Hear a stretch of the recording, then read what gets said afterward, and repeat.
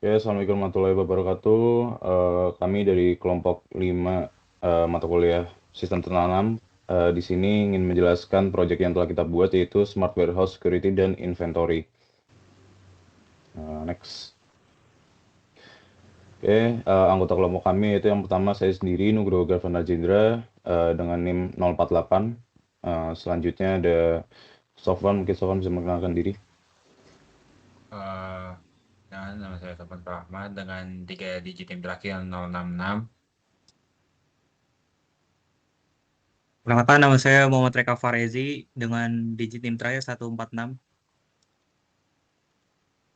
Perkenalkan, nama saya Muhammad Faris Rafansyah dengan 3 digit NIM terakhir ada 103.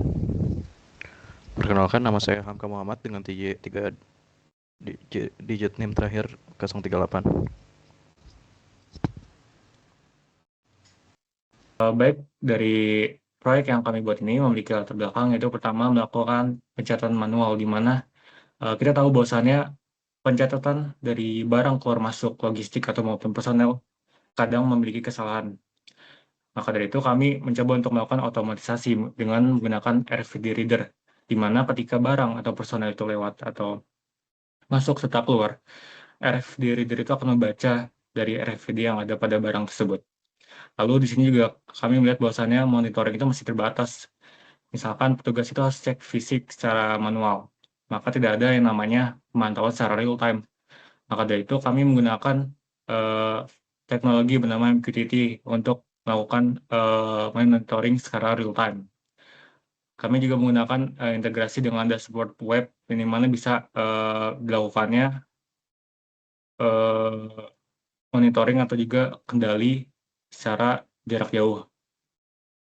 Terus kita juga melihat bahwasannya keamanan itu masih rendah terkait dengan pemantauan atau eh, penghitungan logistik, di mana kadang bisa saja terjadi kesalahan dan eh, terdapat cacat dalam pengawasannya. Sehingga dengan teknologi yang sebelumnya kita pakai, yang memiliki beberapa fitur seperti Last Will Testament, QoS Level 2, dan juga Remote Override, ini bisa memberikan sebuah efisiensi dan juga monitoring secara real time. Ini berlanjut. Nah, ada pun juga tujuan yang kami gunakan itu adalah mencoba untuk mengintegrasikan sistem IoT terhadap pengawasan yang bersifat tradisional. Di sini bisa dilihat kami gunakan seperti ESP32, RFID, dan juga MQTT untuk monitoring akses secara real-time-nya. Lalu kami menggunakan otomatisasi dengan RFID, yang dimana tidak perlu pengecekan secara manual. Dengan adanya sensor RFID ini dapat mengontrol keluar masuk barang maupun personel secara otomatis. Lalu di sini juga komunikasi data, di mana kami menggunakan publish subscribe MQTT dengan QoS level 2 atau exactly once, di mana itu menjamin bahwasannya data terkirim satu kali dan juga dapat terkirim sepenuhnya. Lalu juga ada dashboard web real time, di mana ini sebuah integrasi untuk memudahkan bagi admin untuk mengecek barang yang keluar masuk. Di sini dari tech stack yang digunakan itu adalah React dan juga WebSocket untuk visualisasi inventarisnya. Oke, boleh lanjut.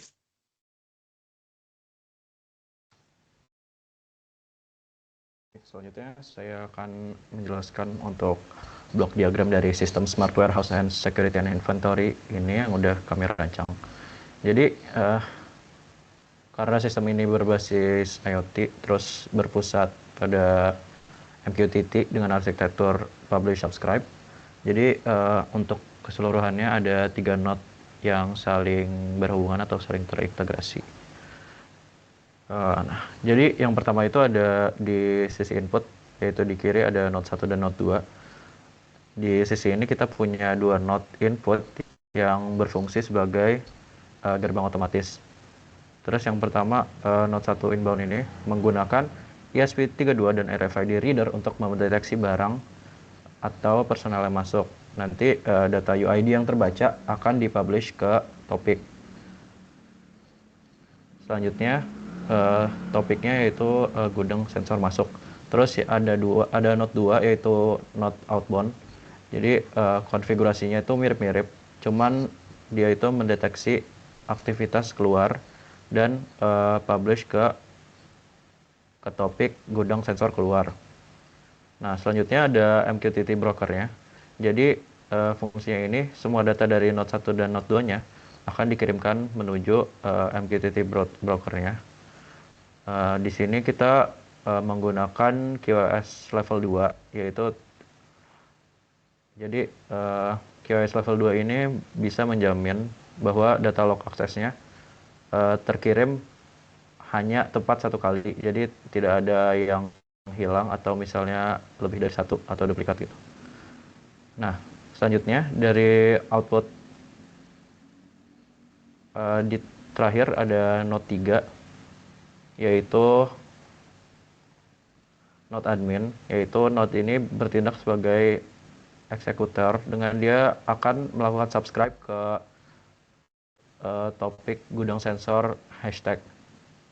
Nah, untuk penggunaan tanda pagar ini digunakan agar Node 3 dapat menerima seluruh data dari jalur masuk atau keluar dari Node 1 atau Node 2 dalam sekaligus satu waktu gitu.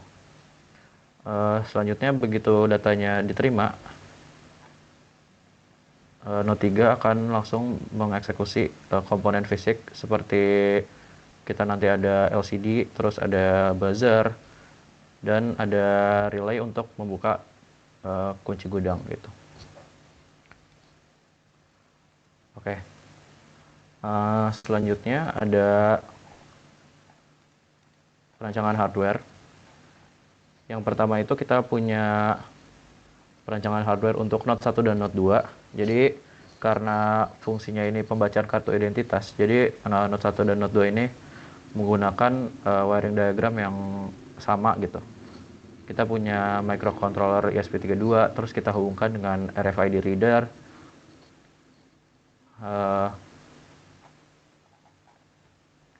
Untuk detailnya, di sini kita punya pin dari ESP32 sama pin dari RFID readernya. Jadi untuk yang pin 3,3 voltnya dihubungkan ke pin 3,3 volt, terus pin groundnya disambungkan dengan pin ground, terus ada GPIO 5 di ESP32 kita masukkan ke SDA.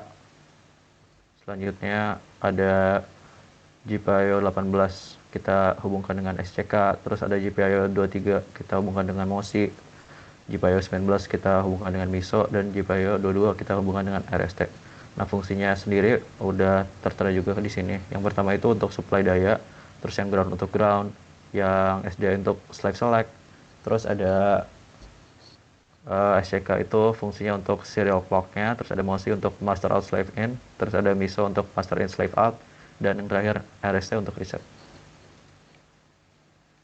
Bisa dilanjutkan. Oke, pada slide ini ditampilkan perancangan hardware Node 3 yang berfungsi sebagai pusat kendali utama dari seluruh sistem keamanan. Berbeda dengan Node 1 dan 2 yang bertugas membaca kartu RFID dan mengirim data, Node 3 ini memiliki peran sebagai pengolah data sekaligus pengendali perangkat output. Node ini menggunakan ESP32 sebagai microcontroller utama yang menerima data dari MQTT broker, yang melakukan proses pengambilan keputusan, lalu mengontrol perangkat seperti LCD, relay, dan buzzer. Dalam mekanisme MQTT, Node 3 ini bertindak sebagai subscriber. Node ini melakukan subscribe terhadap seluruh aktivitas sensor untuk menggunakan wildcard topik, sehingga dapat menerima seluruh data RFID baik dari gate masuk maupun gate keluar secara bersamaan. Komponen pertama yang digunakan adalah LCD 1602 berbasis 12C. LCD ini berfungsi untuk menampilkan informasi sistem secara langsung, misalnya UID RFID yang terbaca ataupun status akses seperti access granted dan access denied. Penggunaan modul 12C membuat jumlah pin yang digunakan menjadi lebih sedikit dan komunikasi data menjadi lebih sederhana. Selain LCD, Node 3 juga menggunakan relay modul sebagai aktuator sistem. Relay digunakan untuk mengontrol perangkat eksternal seperti pintu otomatis ketika akses valid diterima. ESP32 akan mengaktifkan relay sehingga pintu dapat terbuka secara otomatis. Kemudian sistem juga menggunakan buzzer pasif sebagai indikator suara. Buzzer berfungsi untuk memberikan notifikasi audio ketika terjadi aktivitas akses. Dalam proses kerjanya, setelah node 3 menerima WDRFID dari MQTT broker, ESP32 akan melakukan validasi data. Jika WDRFID sesuai dengan data yang diizinkan, maka relay akan aktif buzzer berbunyi sebagai indikator akses diterima, dan LCD akan menampilkan informasi akses. Namun, jika data tidak valid, maka relay tidak akan aktif dan sistem dapat memberikan notifikasi penolakan akses. Dengan adanya node 3 sebagai pusat kendali, sistem keamanan gudang dapat bekerja secara otomatis, terintegrasi dan real time. Bisa di next. Oke, pada slide ini ditampilkan arsitektur jaringan MQTT yang digunakan dalam sistem Smart Warehouse Security and Inventory. Sistem menggunakan konsep komunikasi subscribe dengan MQTT broker sebagai pusat distribusi data. Arsitektur ini dipilih karena MQTT merupakan protokol komunikasi yang ringan, efisien, dan sangat cocok digunakan pada perangkat IoT yang memiliki keterbatasan sumber daya. Dalam sistem ini terdapat 3 komponen utama dalam komunikasi MQTT, yaitu publisher, broker, dan subscriber. Node 1 dan Node 2 bertindak sebagai publisher, dan kemudian kedua node tersebut bertugas membaca WDRFID, kemudian mengirim data ke MQTT broker melalui topik tertentu. Node 1 mengirim data menuju topik, sedangkan Node 2 mengirim data menuju topik yang mengarah keluar. Kemudian MQTT broker yang digunakan dalam MNCase atau Mosquito, broker ini memiliki fungsi sebagai pusat perutan pesan atau message routing. Semua data dari publisher akan diterima oleh broker, kemudian diteruskan kepada subscriber yang sesuai dengan topik yang di-subscribe. Selanjutnya, node 3 dan dashboard bertindak sebagai subscriber. Node ketiga ini melakukan subscribe menggunakan wildcard topik gudang sensor sehingga dapat menerima seluruh data sensor hanya dengan satu subscription. Sedangkan dashboard web menerima data untuk kebutuhan monitoring inventaris dan aktivitas gudang secara real time. Salah satu keunggulan utama dari arsitektur publish subscribe ini adalah pengirim dan penerima data tidak perlu saling terhubung secara langsung. Hal ini membuat komunikasi menjadi lebih fleksibel dan mempermudah proses pengembangan sistem. Dengan arsitektur jaringan ini, sistem mampu melakukan monitoring dan pengendalian gudang secara real time dengan komunikasi yang ringan, stabil, dan mudah dikembangkan. Mungkin bisa dilanjutkan oleh teman saya.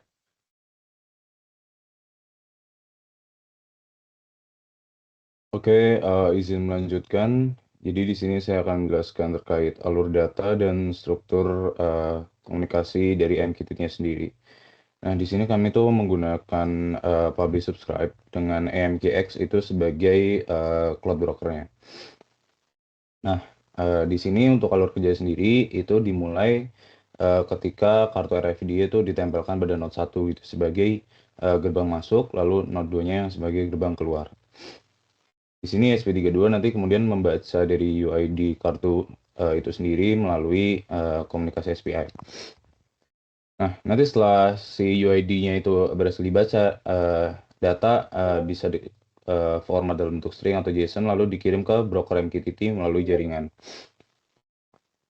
Nah, di sini supaya datanya bisa terlihat lebih rapi juga untuk dilihat, di sini kami membuat struktur topik MQTT-nya. Jadi di sini ada topik MQTT yang pertama itu gudang sensor masuk. Nah, ini digunakan oleh node 1 untuk mengirim data aktivitas masuknya. Lalu yang topik kedua itu ada gudang sensor keluar. Di sini digunakan oleh node 2 untuk mengirim data terkait aktivitas keluar. Kemudian di sini ada topik gudang kontrol pintu. Ini digunakan untuk dashboard supaya bisa mengirim instruksi untuk mengendalikan pintunya. Lalu ada juga topik gudang status itu untuk digunakan untuk memantau kondisi dari setiap perangkat sendiri. Nah, lalu dari node 3 itu kita menggunakan topik gudang sensor hashtag. Jadi di sini menggunakan fitur wildcard dari MQTT. Nah, dari node 3 sendiri nanti dapat menerima seluruh data dari jalur masuk dan keluar melalui koneksi subscribe. Di sini kami juga menggunakan kios level 2 pada topik masuk dan keluarnya supaya pesan itu tidak terkirim ganda dan untuk make sure data itu diterima tepat satu kali. Jadi pencatatan itu tetap akurat. Lalu kami juga menggunakan menerapkan fitur ini LWT atau Last Will and Testament. Jadi jika ada node yang tiba-tiba mati atau terputus dari jaringan itu, nanti broker otomatis mengirim status offline ke topik status node yang terkait. Mungkin selanjutnya, slide selanjutnya. Baik, di sini saya akan menjelaskan bagian antarmuka pemantauan web. Nah, jadi di sini kami membuat dashboard. Dashboard ini tuh dibangun menggunakan React. Terus dibuat dengan Tailwind CSS juga supaya responsif dan enak digunakan gitu. Nah, di proses komunikasi data sendiri ini kita menggunakan metode polling HTTP. Jadi dashboard nanti terhubung langsung ke broker menggunakan MQTT. Jadi ketika ada data baru dari perangkat itu, nanti broker langsung mengirimkan data tersebut ke dashboard secara real time. Di sini kita juga punya beberapa fitur di dashboardnya. Yang pertama itu ada log aktivitas real time. Jadi di sini fitur itu menampilkan UID kartu, status akses diterima atau ditolak, dan waktu akses secara langsung itu sendiri. Kemudian di situ ada sistem counter. Jadi nanti ketika ada data dari topik gudang sensor masuk itu jumlah akan bertambah. Nah, sebaliknya jika ada data dari topik gudang sensor keluar itu nanti jumlahnya akan berkurang. Nah, ini juga buat representasi dari nilai orang atau barang yang sedang berada di gudang gitu. Nah, selanjutnya itu ada fitur remote. Nah, itu ada tombol buka pintu yang bisa ditekan dari dashboardnya. Nanti sistem akan mengirimkan pesan open ke topik gudang kontrol pintu. Nanti Node 3 itu bisa menerima pesan tersebut dan mengaktifkan relay. Nah, relay itu sebagai seperti representatif untuk alat pembuka pintunya gitu, solenoid door-nya. Nah, itu di oke. Mungkin sebentar, itu di pojok kanan atas sebagai status indikatornya aja. Jadi ketika warna hijau berarti perangkat sedang aktif. Jika nanti dia warna merah, maka perangkatnya artinya terputus. Sekiranya dari saya seperti itu. Selanjutnya untuk mendemokan proyek dari kelompok kami, akan saya ambil alih. Selanjutnya, izinkan saya mendemonstrasikan proyek dari kelompok 5 yang merupakan Smart Warehouse Security dan Inventory. Jadi di sini ada 3 link walkway, dan untuk mohon maaf sekali bila ada suara dari relay otomatisnya ini, karena kita menggunakan broker online gratis. Jadinya untuk koneksinya itu jadi tidak stabil. Jadi balik lagi, kita coba langsung simulasikan. Di sini tuh ada dashboardnya, ini dibangun menggunakan React, dan Vite ini sudah di hosting menggunakan Vercel. Jadi kita coba masuk di Node 1 sebagai pintu masuk. Sebentar.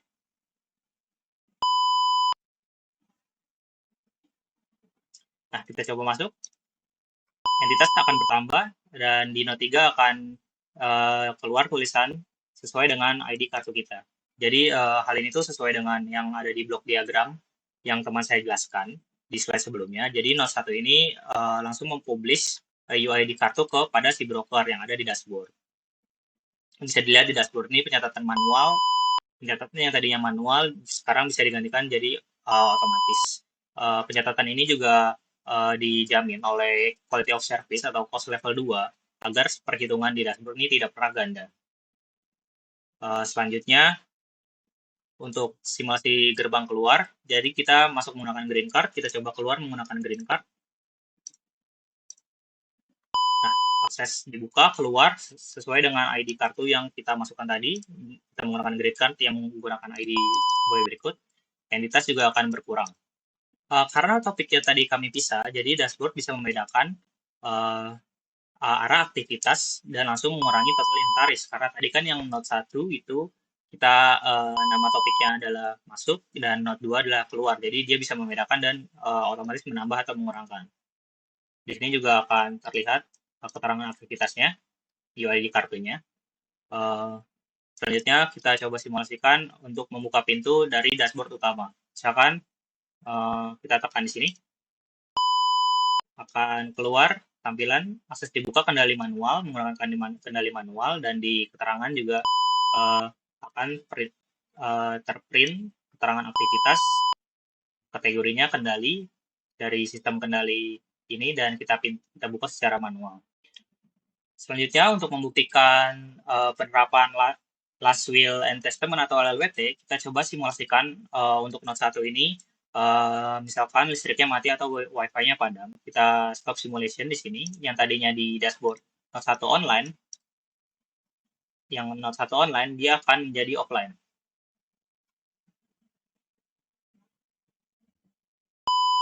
Nah, sudah menjadi offline.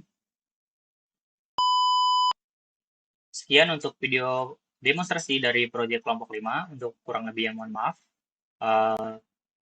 Saya kembalikan kepada teman-teman saya. Oke, baik. Dari kelompok 5, cukup sekian presentasinya. Jika ada salah kata kami mohon maaf. Wassalamualaikum warahmatullahi wabarakatuh.